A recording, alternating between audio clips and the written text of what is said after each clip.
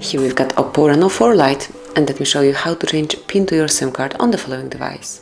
So at the very beginning you have to open the settings, then find and